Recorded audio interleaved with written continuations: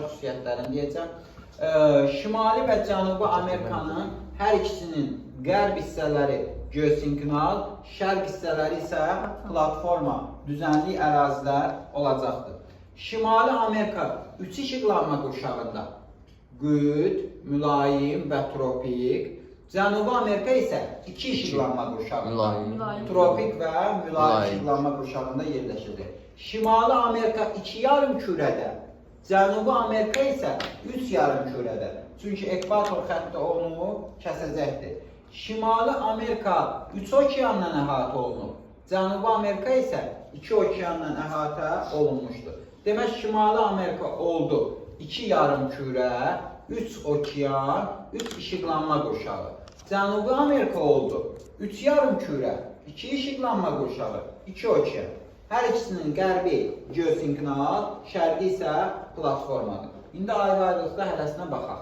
Dedim, Şimali Amerika yerləşdi 2 yarımkürədə, 3 işıqlanma qurşağında və 3 okeanla əhatə olunmuşdur. Sakit, Şimal Buzlu və Atlantik okeanları. Qərbi geosinkronal, Sakit okean və Şimali Amerika tavasının konvergent, subduksiya zonası. Şərq hissəsi isə platforma. Qərbində yerləşir Kordilyer dağları. Meridional istiqamətdə 7000 kilometr məsafədə uzanır Kordilyer dağları. Kordilyer dağları 3 hissədən ibarətdir. Bax, diqqətli olun burada. 3 hissədən ibarətdir. Qərb hissəsi sahil, mərkəz dağlıq yaylalar, şərq hissəsi isə qayalı dağlar adlanır. Qərb hissəsi sahildir, Kaynazoy yaşlıdır, cavandır, Alp Himalay dağa gəlmə mərhələsində. Bəli, geosinkronal 3-cü mərhələsidir əlbəttə. Demək, sahildə hansı silsilələr var? Sahil, Kaskad, Sierra Nevada və qərbi və şərqi Sierra Madre. Meksikada Kordilyerə Sierra Madre deyiləcəkdir. Mərkəzi dağlıq yaylalardır. Hansıdır bu yaylalar? Özə bu yaylalar geosinkronal olacaq. Geosinkronal ərazidə geotermik pillə böyükdür, kiçikdir.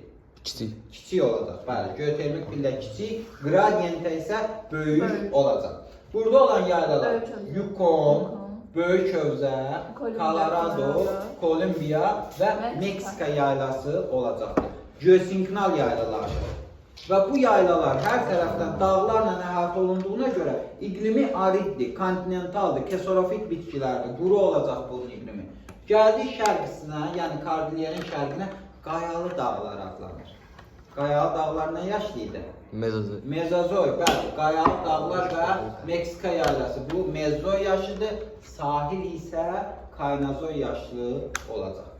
İndi şərqinə, düzənliklərinə baxsaq, mərkəzi düzənliklər, böyük düzənliklər, Mississippi çayının təsiri ilə alluvial mənşəli Mississippi ovalı, Meksika körfəzi sahilində Meksika yanı ovalı, Atlantik okeanı sahilində Atlantik yanı ovalı olacaq. Burada Hudson sahili də var. Demək, Mississippi ovalı alluvial mənşəlidir.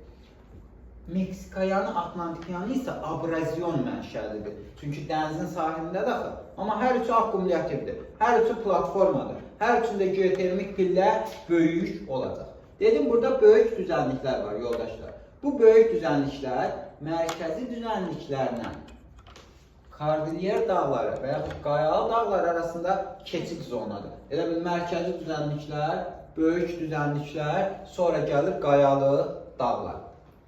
Şimal hissəsi 4-cü dövr buzlaşmasına məruz qalmışdır. Ona görə sahilləri kəskin parçalanmışdır. Bu hissədə yerləşən yarımada Labrador yarımadasıdır. Kanada qalxanı, Lavrenti yüksəkliyi burada yerləşir. Filiz faydalı qazıntılarla zəngindir. Ümumiyyətlə görək, Şimali Amerikanın sahillərində hansı yarımadalar var? Ölkəsi ilə uyğun deyəcəm. Florida və Alyaska yarımadaları aiddir ABŞ-a. Yucatan və Kaliforniya yarımadaları aiddir Meksikaya. Labrador və Butiya yarımadaları aid olacaq Kanada. Bu isə Kanada Arktik arxipelagıdır. Yəni adalar toplusu. Burada hansı adalar var? Baffin torpağı sahəsinə görə dünyanın 5-ci adasıdır. Victoria, Banff, Ellesmere, Pari arxipelagı bu kimi adalar bu hissədə yerləşirdi və əlbəttə ki, qütb gecə-gündüzlərinin müşahidə olunduğu ərazilərdir. Ucqar nöqtələrdə nəzər yetirsək, Qrenlandiya və s. Bəli, Qrenlandiya da burada yerləşir. Amma Qrenlandiya materik olaraq Şimali Amerikaya məxsusdur. Evet, Ölkə olaraq Danimark ölkəsinə məxsusdur. Demək, yoldaşlar, ucqar nöqtələrinə nəzər yetirsək, şimalda Murchison, Boothia yarımadasında Kanadaya, Arktik iqlim qurşağındadır. Şərqdə St. Charles, Labrador yarımadası, bu da Kanadadadır, subarktik iqlim qurşağındadır. Qərbdə Uels şahzadəsi, Alyaska yarımadası, ABŞ, bu da subarktik iqlim qurşağındadır. Cənubda Mariato, Panama ölkəsində subekvatorial iqlim qurşağına düşəcək. Bunlar burunudur. Bəli, ucqar nöqtələri bu. Ucqar nöqtəyə burun da deyir də, materikin ucqar nöqtələri və yaxud burunları. Demək, Kordilyer dağlarından Sakit okeana axan çaylar dağ çaylarıdır. Dağ çayı olduğuna görə bunlarda diveroziya sürətləri böyük olacaq və kanyonlar yaradacaqlar. Dünyanın ən böyük kanyonu, Böyük kanyon, elə adı elədir, Böyük kanyon. Colorado çayı üzərində yerləşmişdir. Adı da elə Böyük kanyondur. Şimali Amerikanın ən hündür nöqtəsi Kordilyer dağlarındakı McKinley, digər adı Denalidir, 6194 metr. Ən alçaq nöqtəsi isə Ölüm dərəsidir, -86 metr. Demək, Şimali Amerikanın həm ən hündür nöqtəsi, həm ən alçaq nöqtəsi Kordilyer dağlarında yerləşir. Kordilyer dağlarında həm fəaliyyətdə olan, həm sönmüş vulkanlar mövcuddur. Sönmüş vulkan elə McKinley, fəaliyyətdə olanlar Rainier, Shasta, Colima, Orizaba, Popocatépetl, Acapulco, Momotombo, bunlar da fəaliyyətdə olan vulkanlar olacaq. Mərkəzi Amerika adaları, West Hind, Karib hövzəsi, Böyük Antil, Kiçik Antil bu ərazidə yerləşir. Bunlar da Karib litosfer təbası ilə Şimali Amerika litosfer təbasının toqquşması nəticəsində formalaşan konvergent zonada yerləşən adalardır. Cənubi Amerika. Cənubi Amerika dedim, neçə yarımkürədə yerləşir? 3 yarımkürə, 2 işıqlanma qurşağı, 2 okean. Bəli, ekvator xətti bunu kəsir. Bunun da qərbi geosinklinal şərqi platformadır. Qərbində olan dağlar Ant dağlarıdır. Nazca və Cənubi Amerika təbasının toqquşmasıdır. Nazca, Sakit okean yox. Nazca ilə Cənubi Amerikanın toqquşmasından formalaşmışdır.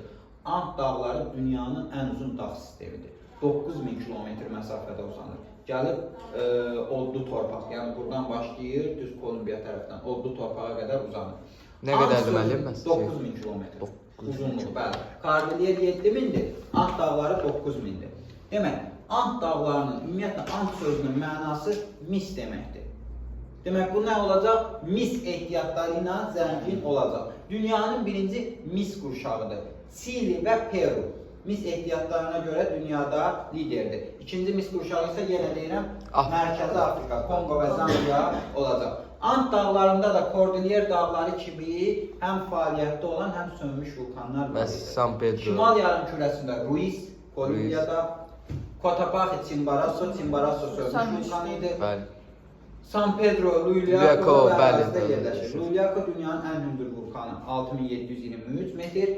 Chimborazo isə dünyanın ən hündür sönmüş vulkanı, 6310 metr olacaq. İndi yoldaşlar, gəldik buradakı düzənliklərə, yəni Cənubi Amerikadakı düzənliklərə. Cənubi Amerikadakı düzənliklər bir ovalıq, bir yayla olmaqla növbələşir. Orinoco ovalığı, Guyana yaylası, Amazon ovalığı, Braziliya yaylası, La Plata ovalığı, Patagonya yaylası. Patagonya. Altiplano burada deyəcəm onu. Ant dağlarının 20 dərəcə cənub enliyində. Patagonya yaylası. Patagonya geosinklinaldır, digərləri isə platforma olacaq. Orinoco şimal-qərb yarımkürəsində yerləşir. Ovalıqdır, akkumulyativdir. Orinoco çayının gətirdiyi çöküntülərlə zəngindir. Neft, qaz ehtiyatları, Venezuela dünyanın əsas neft ixracatçılarındandır. Guyana yaylası, Guyana, Surinam, Venezuela bu kimi ölkələrin ərazisinə düşür. Yayladır, kristalik növrənin səthə çıxdığı yer. Filiz faydalı qazıntılarla zəngindir. Boksit ehtiyatları, boksitdən alınır alüminium. Boksit ehtiyatları ilə zəngindir, həmçinin dəmir filizidə olacaq. Amazon, dünyanın ağciyərləri, keçilməz Amazon meşələri, rütubətlənmə əmsalı vahiddən yüksəkdir. Akkumulyativdir, bu da ovalıqsa akkumulyativ olacaq. Və 3 yarımkürədə yerləşir. Əlbəttə ekvator xətti bunu Kəsir. kəsdiyinə görə. Evet. Əsasən düşdüyü ölkə Braziliya ərazisi, Kolumbiya, Venezuela, Guyana, Surinam kimi ölkələrin ərazisinə düşür. Gəldik Braziliya yaylası. Yayladır, dendasiyadır, platformadır. Kristalik növlərin səthə yaxın olduğu yerdir. Braziliya yaylası da dəmir filizi ehtiyatları ilə zəngindir. Həmçinin boksit də var burada. Dəmir filizi ehtiyatı zəngin olduğuna görə Braziliya ölkəsi dünyanın dəmir filizi ixrac edən ölkələrdən biridir. La Plata ovalığı əsasən Argentina, Uruguay bu kimi ölkələrin ərazisinə düşəcək. Parana çayının təsiri ilə formalaşmışdır. Alluvial mənşəlidir. Dünyanın əsas taxılçılıq regionlarından biridir. Gəldik Patagoniya, Ant dağlarının cənub hissəsində yerləşir. Argentina və Çili ərazisinə düşür. Əsasən Argentina ərazisindədir. Geosinklinal ərazidir. İqlimi mülayim kontinentaldır. Kontinental olduğuna görə səhra, yarım səhra zonadır Patagoniya. Cənubi Amerikada özünə məxsus relyef formaları var. İndi diqqətli ol, gör bunlar hansıdır. Guyana yaylasında Tepuilər yerləşir. Masaya bənzər dağlardır. Hündürlüyü 800-1800 metr arasındadır. Kimyəvi üzvü aşınmanın, akarsuların fəaliyyəti ilə yaranmışdır. Venezuela ərazisində. Bu Tepuilərin birinin üzərində dünyanın ən hündür şəlaləsi olan Angel şəlaləsi. Venezuela'da. Orinoco çayının Çurun qolu üzərində yerləşir. Demək, dünyanın ən hündür şəlaləsi Angel oldu Venezuela'da, Cənubi Amerikada, Guyana yaylasında, Ayen Tepuisində. Tepuin adı da Ayen Tepuidir. Tepui nədir? Masaya bənzər dağdır. Hündürlüyü 800-1800 metr arası olacaq. Braziliya yaylası Rio de Janeiro şəhərində kəllə qənd yerləşir. Bir dənə belə relyef formasıdır qayadan. Kəllə qəndə oxşayır. Kəllə qənd bilirsinizsə, gəlin kötəndə aparırlar yanında. Qənd də bildiyimiz o qənd. Bəli, görmüşük. Yox. Bowling şeyləri olur, bowlingdən vurub aşırırsan. Bəli, topla. Ona oxşayan qənd olur, kəllə qənd. Sonra kəsib paylayırlar o deyəsən. Demək, kəllə qənd yerləşir. Bu kəllə qəndin üzərində İsa'nın heykəli var. Mən 12 dəqiqə oldu. İsa var, Allahın asli peyğəmbər xristiyanlar. Onun heykəli yerləşir və bura kanat yolu çəkilir. Turistlər gəlmək üçün, Rio de Janeiro görmüsünüz, ev yoxdur. Demək, sonra yoldaşlar, Ant dağlarının 20 dərəcə cənub enliyində, bax bunu bayaq demək istəyirdim, Altiplano yaylası yerləşir. Hündürlüyü 3500 metrə yaxında Altiplano.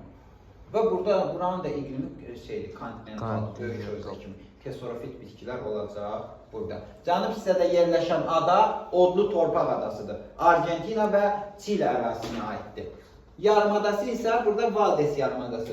Göründüyü kimi ətrafında ada və yarımadaların sayı azdır. Çünki sahilləri hamardır bu üçünün də. Bax bu üçünün də. Cənubi Amerikadır, Afrikadır və Avstraliyadır. Bunlar özü də daha qədim qitələrdir.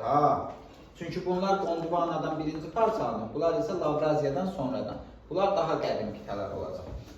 Demək yoldaşlar, ucqar nöqtələrinə baxdaq. Şimalda Qalinyas, Kolumbiyada, cənub